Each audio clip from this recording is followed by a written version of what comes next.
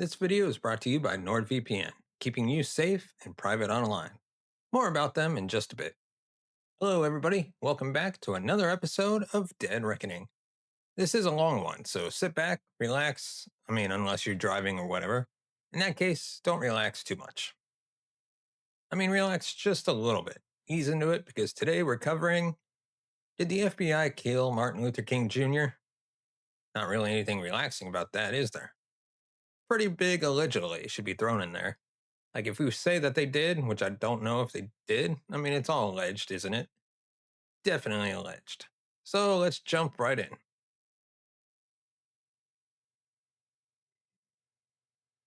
Dear listener and viewer, to venture once more into the breach and examine the world of outrageous sound and conspiracy theories.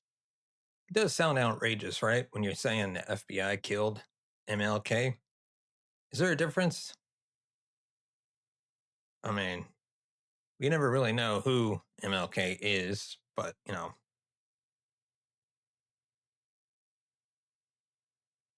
But it does sound insane because we know, like, the CIA, especially back in the day, got up to all sorts of bonker stuff because no one was keeping an eye on them. Researching the assassination of Kennedy already rocked my world, as I discovered that there is a preponderance of evidence indicating that Lee Harvey Oswald did not act alone. But I assumed that was an outlier. Most of the famous American conspiracy theories took place decades before I was born.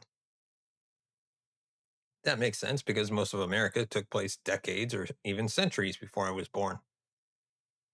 The problem with that is, unless someone is motivated to research a particular topic, they all kind of get lumped in together. The moon landing, Kennedy assassination, alien spacecraft, Area 51. These conspiracies were taught to us as footnotes, if at all. Excuse me. Alongside evolution, they teach us creationism, which is bizarre because it's like, yeah, sure, teach one in religious class and one in science class because one is science, one is religion. It's not that complicated. It's America. Why'd you have to be like this? These weren't complex historical events worthy of greater understanding. They were outlandish conspiracies to be used as punchlines in pop culture. To be fair, in the vast majority of cases, that's an accurate assessment. We really did land on the moon, and extraterrestrials have never been to Nevada. Besides, with decades to uncover these conspiracies, before I would have even learned about them, obviously everyone would have known the truth already, right? Even if the full conspiracy had yet to be uncovered, if there was any merit to these ideas, then of course those details would have been in the history books. But there, of course, was nothing there, except that JFK one, right? Where it's like that main narrative, it's just like, there's obviously more going on. Do I know what it is? Absolutely not. But is there more? Oh my God. Like, look how much random bits of evidence and stuff, and look how it just doesn't add up together. It's like there's definitely something there. Don't know what it is. And that's what I discovered previously researching JFK for actually a episode for this channel. And I had like inklings of that before, and we were like, no, this is actually real now. I feel like the major Kennedy assassination theory has some truth to it. And then at the end of the day, after researching, I was like, whoa. And a future episode,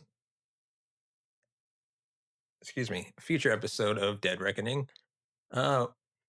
Usually, it's like there's no ghost, aliens aren't real. But in this coming video of the Kennedy assassination, it was like, hey, this conspiracy theory is real. Why? Perhaps this was just the result of American public schooling. Or maybe it's because I grew up in a quiet area. In school, I was taught that King was a civil rights leader who was assassinated by James Earl Ray, an escaped convict, an unhinged racist who wanted to stop the civil rights movement. MLK Jr. Day had been a federal holiday since the year after I was born, and yet that's pretty much all I was ever taught about him. It's an important part of American history. I feel like the civil rights, that's a pretty big deal in American history. Excuse me. Like, I don't think I ever really studied topics like that where they go deep into it, like the MLK assassination or like the First or Second World War. We kind of got the broad strokes of it. And don't get me wrong, it's super fascinating, but it's weird, like not studying those two major wars that deeply. That was the last major thing I remember studying. Super interesting, the period between the wars, though. It sounds really boring. But it's like there's some wild shit that went on. Never was it mentioned that King was standing in the room when President Lyndon Johnson signed the Voting Rights Act of 1965, and that he had moved on to larger goals. In a 1967 report, said the staff of the Southern Christian Leadership Conference, a civil rights group of which he was president, King stated to quote, "We have moved from the era of civil rights to the era of human rights, an era where we are called upon to raise certain basic questions about the whole society. We've been in a reform movement, but after Selma and the Voting Rights Bill, we moved into a new era, which must be the era of revolution. We must recognize that we cannot solve our problem now until there's a radical redistribution of economic and political power. This means a revolution of values and other things. We must now see that the evils of racism, economic exploitation, and militarism are all tied together. You can't really get rid of one without getting rid of the other. The whole structure of American life must be changed. America is a hypocritical nation. We must put our own house in order."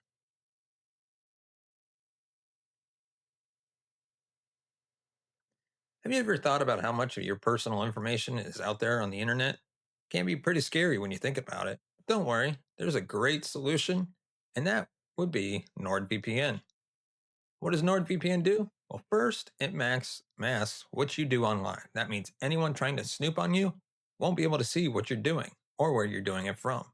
And second, it lets you travel the world with just one click. With NordVPN, you can access websites and streaming services from different countries and get the best deals when shopping online.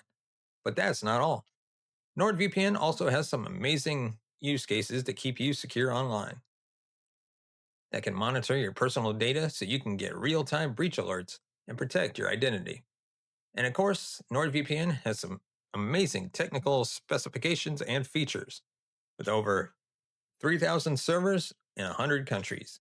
GPS spoofing on Android, NordVPN has everything you need to stay secure online. And with their strict no logs policy, 100% RAM only servers, NordVPN ensures that your information stays safe and private. So what are you waiting for? Get NordVPN today and start browsing safely and securely. Use the link in the description today and get 77% off plus 3 extra months. Thank you, NordVPN. And now, back to our episode. There's more to life than various water life. The work, I'm kidding. It was one thing when King was fighting to have a 95-year-old amendment to the Constitution actually be enforced. He was in the process of transitioning into a much larger threat to the status quo of American society. It was the sort of threat that those with money and power might have been motivated to eliminate.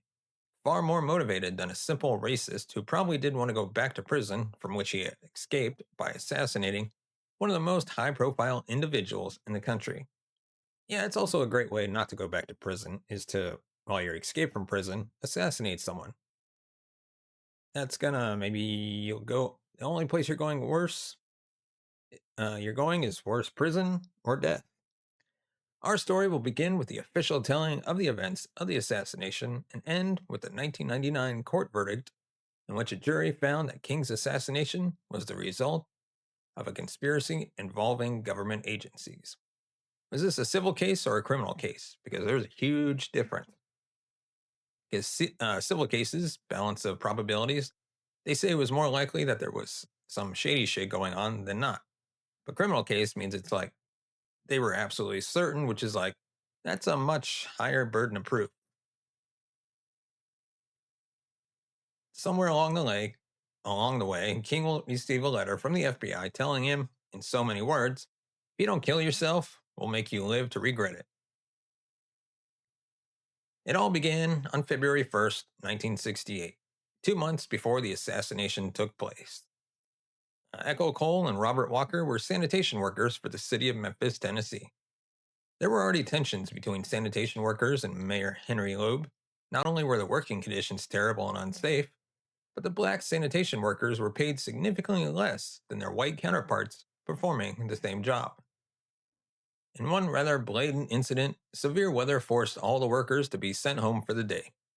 Black employees only received 2 hours of pay for the day, while the white ones received the full day's pay. This is like less than what is this? A little less than 20 years before I was born, which kind of like blows my mind when I think about it.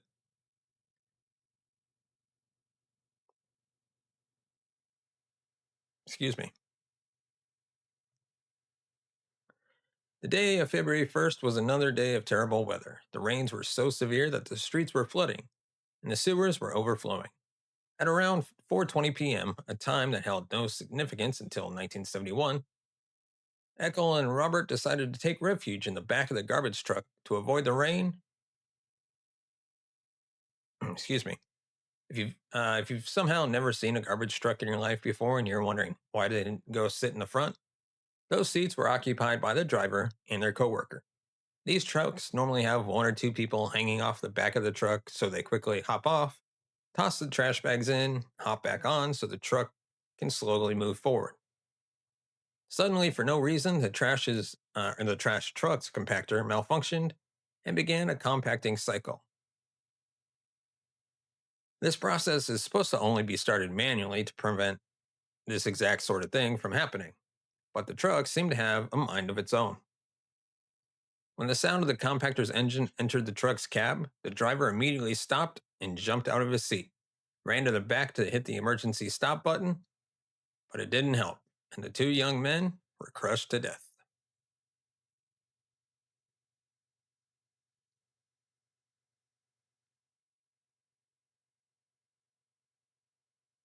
10 days after the tragic deaths of Eckel and Robert, the union held a meeting and voted to go on strike, demanding safer worker conditions.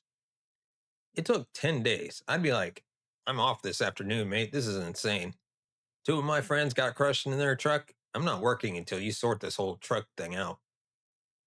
The union voted to go on strike, demanding safer working conditions, better pay, and some goddamn city issued uniforms so they wouldn't have to go home to their families with their civilian clothes smelling like sewage.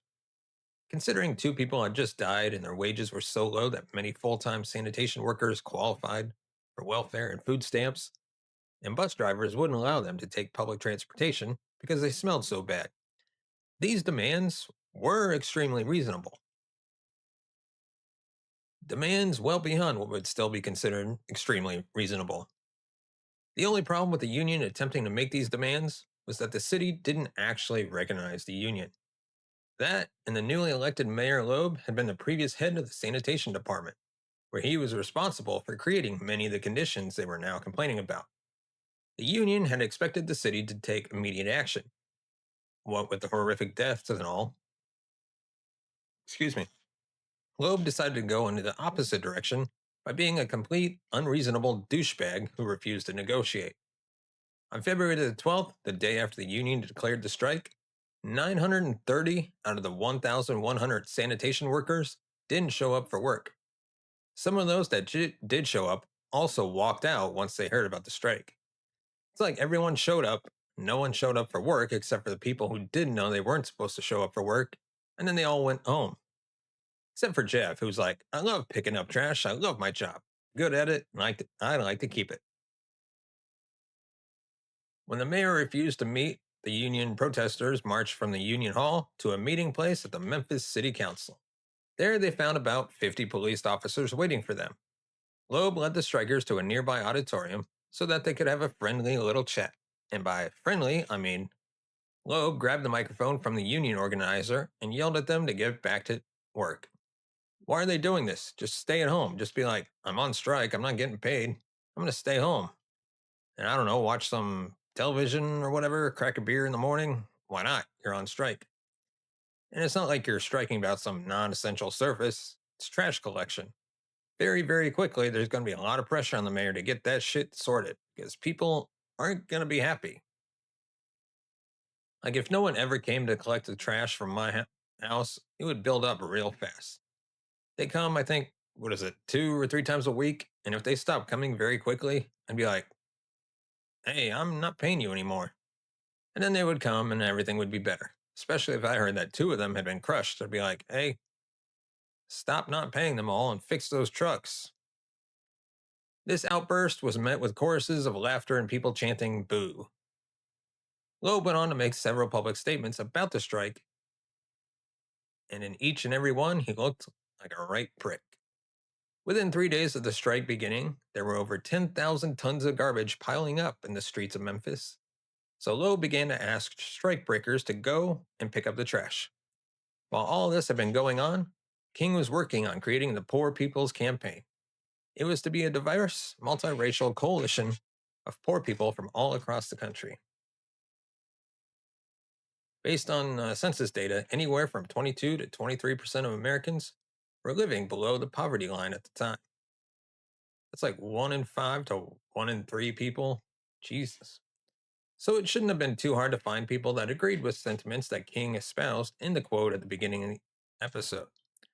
Yeah, honestly, it sounded quite reasonable. So I get why governments like the status quo and like, look, governments get a lot of money from the rich people to like keep their status quo, but this seems quite reasonable. Well, I'm with these guys. They're like, this man is not right.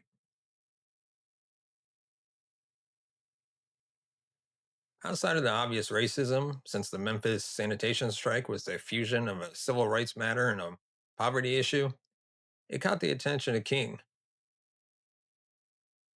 Excuse me.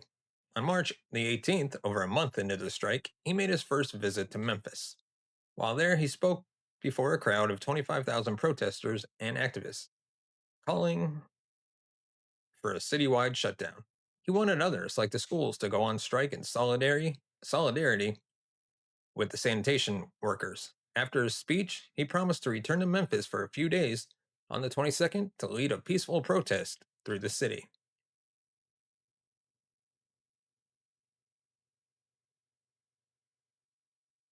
I know that fans of this channel typically don't believe in things like ghosts, aliens, and magic, as they shouldn't, but if for some reason you do happen to believe in signs, the protesters in Memphis were about to get one. On average, Memphis receives about 3 inches of snow over the entire year. That protest march had to be canceled because they were hit by a massive snowstorm that dumped over 117 inches of snow on the city. Excuse me. Undeterred, the protesters opted to reschedule the protest from March the 28th rather than canceling it entirely.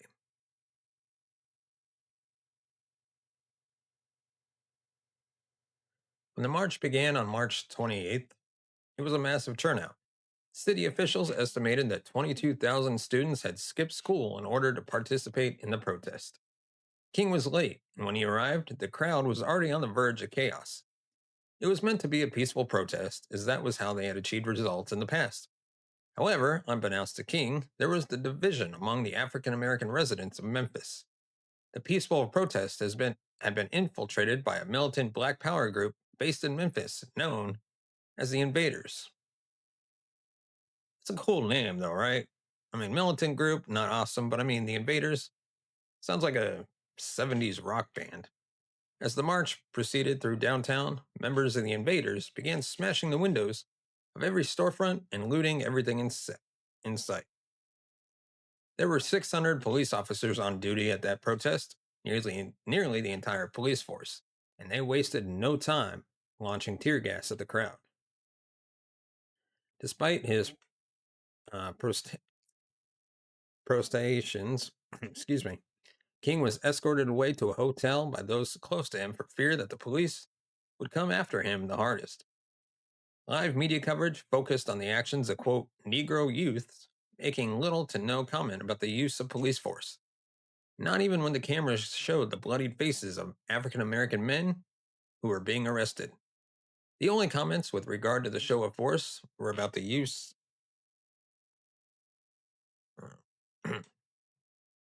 was about the use of tear gas, with one correspondent calmly stating live on air, "Here comes the tear gas," and this reporter just got a sting of it. When the dust had settled, there were a total of 276 people arrested, excuse me, and 60 injured during the riot. There was also a single fatality, 16-year-old Larry Payne. There were conflicting reports over exactly what had happened to Larry, by which I mean the police officer who killed him said one thing, and literally every eyewitness said something else. I didn't kill him. 100 people? Yes, you did. According to witnesses, Larry came up from his basement in the projects to see what was going on when Officer Leslie Dean Jones pressed his sawed off shotgun barrel against Larry's stomach. Why the fuck does a police officer get a sawed off shotgun? Larry put up his hands and asked the officer not to shoot, but he pulled the trigger anyway. According to Leslie, Larry was holding a butcher's knife, a claim that every witness stated was false. The county court did not press charges, and the Department of Justice said that there was insufficient evidence to prosecute him for civil rights abuses. I'm sorry, are you fucking kidding me? There's a dead body, and everyone says he had a sawed off shotgun, and you shot him in the gut, completely unprovoked. And you, Department of Justice, stuff like this is why the police now have body cams. That night, Mayor Loeb declared martial law and instituted a 7 p.m. curfew and brought in about 4,000 members of the National Guard. Keep in mind that everything that happened in Memphis, up to and including the riot, looting, and fatal shooting of a minor, could have been completely avoided if Loeb had just paid his employees enough to not need to go on welfare. Though he was initially reluctant on account of just having one of the single worst days of activism in his 13-year-long career, King decided to return to Memphis. If the Poor People's Campaign and his fight for economic justice was going to succeed, then he needed to follow through in supporting the sanitation workers. On April 3rd, he returned to Memphis, where he delivered his famous "I have been to the mountaintop" speech. There had been a bomb threat, but King was not concerned. He had been the recipient of death threats for well over a decade, and had even survived an assassination attempt 10 years prior, when a woman stabbed him at a book signing. The tip of the blade had been touching his aorta, and after the surgery, the doctor told him that if he had sneezed during the hours awaiting surgery, the blade would have punctured his heart, and he would have drowned in his own blood. Let that just serve as a reminder to all of you that if you ever find yourself stabbed or otherwise punctured with something, don't pull the object out. Whatever it is that stabbed you is the only thing plugging the wound, keeping you from bleeding out, and trying to remove it may cause even more damage. Because of the position of the knife, it took hours of open chest surgery for doctors to safely remove the blade that had lodged in King. So back to the speech. He spoke of the bomb threat, of his own mortality, and even of the time when he was almost stabbed to death. The conclusion of the speech is seen as being almost prophetic, with King saying, quote, "And then I got to Memphis, and some began to say the threats, or talk about the threats that were out. What would happen to me from some of our sick white brothers? Well, I don't know what will happen now. We've got some difficult days ahead, but it doesn't matter with me now because I've been to the mountaintop. And I don't mind. Like anybody, I would like to live a long life. Longevity has its place, but I'm not concerned about that now. I just want to do God's will, and He's allowed me to go up to the mountain, and I've looked over, and I've seen the promised land. I may not get there with you, but I want you to know that we as a people will get to the promised land. So I'm happy tonight. I'm not worried about anything. I'm not fearing any man. My eyes have seen the glory of the coming of the Lord." That was the last public speech that he would ever make. On April 4th, 1968, King was standing on the balcony of the Lorraine Motel, room 306. His friend, Reverend Jesse Jackson, had been speaking with King from down in the parking lot and was joking with him about how he needed to wear a tie to dinner. King laughed and told Jackson to go on and get ready for dinner. As Jackson turned to leave, he heard the shot. King had been hit in the jaw by a single 30-06 bullet. He collapsed on the balcony with his feet hanging off the ledge and his white shirt rapidly stained red. He was pronounced dead at 7:05 p.m. In the rooming house across the street, police discovered a bundle of belongings, including a pair of binoculars, a map of New Orleans, a paper clipping about the march, and a Remington 760 rifle that had been used to fire the fatal shot. Fingerprints on the rifle led police to their prime suspect, James Earl Ray, a white career criminal and fugitive who had escaped from prison the previous year. Now I know what you're thinking. A criminal named Ray? What was Charles Lee Harvey Oswald not available? Ray was born in Alton, Illinois in 1928. He was first arrested at the age of 16 for breaking into a shop. He served over 20 years in prison for a series of crimes, including armed robbery, mail fraud, burglary, and stealing an automobile. In 1967, Ray escaped from the Missouri State Penitentiary by hiding in a bread truck and had been on the run ever since. After the assassination, the FBI launched an international manhunt. 2 months later, Ray was captured at Heathrow Airport in London while trying to board a flight to Brussels under a fake Canadian passport. It's crazy. He had already traveled through Canada, Portugal, and England since the assassination. Heathrow Airport. Why would you go to Heathrow? I guess in the 60s it wasn't really a problem. Now it's like, you want to get on a flight from Heathrow? Yeah, I'll see you in 7 hours. Ray was extradited back to the United States and pleaded guilty to assassinating Martin Luther King Jr. on March 10, 1969. As part of a plea bargain, he avoided the death penalty and was sentenced to 99 years in prison. 3 days later, he recanted his confession, claiming that he had been coerced into taking the plea and was not the shooter. He claimed that he had been set up as a patsy by a man he only knew as Raul. Excuse me. Ray said Raul had arranged to buy the gun, get the motel room, and that Ray didn't even know King was going to be in Memphis. He said he had no reason to kill King and that he was just a guy trying to flee the country and disappear. Ray had supporters too, among them King's own family. Coretta Scott King and their children believe Ray had not acted alone, if at all. In later years, the King family would publicly support Ray's calls for a new trial, saying they believe government agencies were involved in a conspiracy to assassinate King. But the courts repeatedly denied Ray's motions, and no retrial was ever granted. In 1999, a man named Lloyd Jowers claimed on national television that he was part of a conspiracy to assassinate Martin Luther King Jr. This was during a 1993 episode of Primetime Live on ABC. Jones said he had been paid $100,000 to help facilitate the assassination. He ran a small restaurant near the Lorraine Motel called Jim's Grill. According to him, he stored the murder weapon, helped plan the logistics, and knew James Earl Ray was just a patsy. Well, I mean, this guy's just like, yeah, I helped kill MLK. Here's how. So the King family sued him. They filed a civil wrongful death lawsuit against Jowers and unnamed co-conspirators.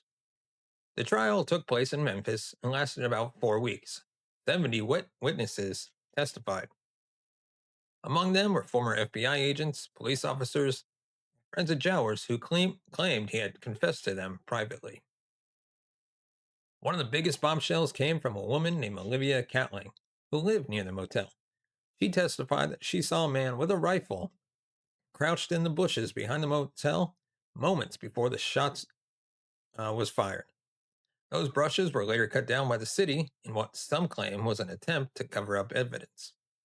Another witness said they saw a man running from the same area right after the shot, carrying something wrapped in a cloth, possibly a gun. The defense argued that this was all conspiracy nonsense, and that James Earl Ray acted alone, just as the official story said. After 4 weeks of testimony, the jury came back with their verdict in just 1 hour. They found Lloyd Jowers liable for the wrongful death of Martin Luther King Jr., but more importantly, they found that government agencies, including local police and federal government, were involved in a conspiracy to kill King. Was this in a real court? Yes, it was. It was in a civil trial, not a criminal one. So the burden of proof was preponderance of evidence, not beyond a reasonable doubt. Still, a jury concluded that the American government helped kill Martin Luther King Jr., which I mean is crazy.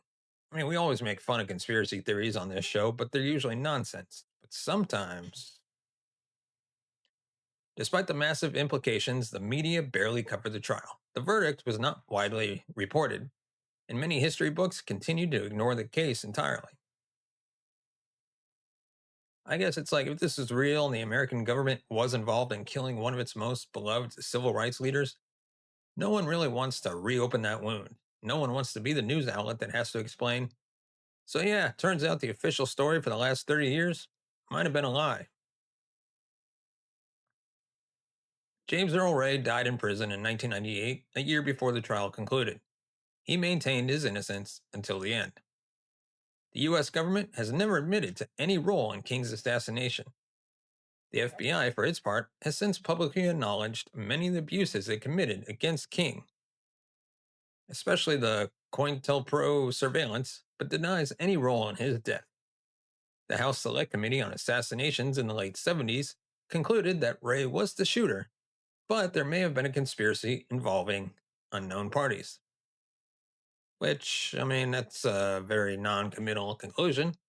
So, in the end, we're left with a bunch of open questions, a civil verdict that no one talks about, and a legacy that, whether or not there was a conspiracy, still feels tainted by the possibility that America killed one of its greatest heroes.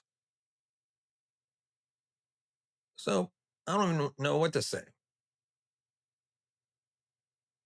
This has been the Dead Reckoning Show. If you enjoyed this episode, please like, subscribe, leave a review on Apple Podcasts, all that good stuff, and give me your thoughts on this insane conspiracy in the comment section below. Give us a thumbs up if you like a video. Hit that subscribe button down below. Hit the bell notification button to be notified of future videos. And if you want to support the channel and help us grow even more, you can consider buying us a coffee at buymeacoffee.com/Larry M. Lease, or use the link in the description. And of course, we'd like to thank our sponsor once again, NordVPN. If you're looking to secure your internet experience, consider using the best VPN service around, and that's NordVPN. 77% off with 3 extra free months. Check them out today with the link in the description, and we will see you next week.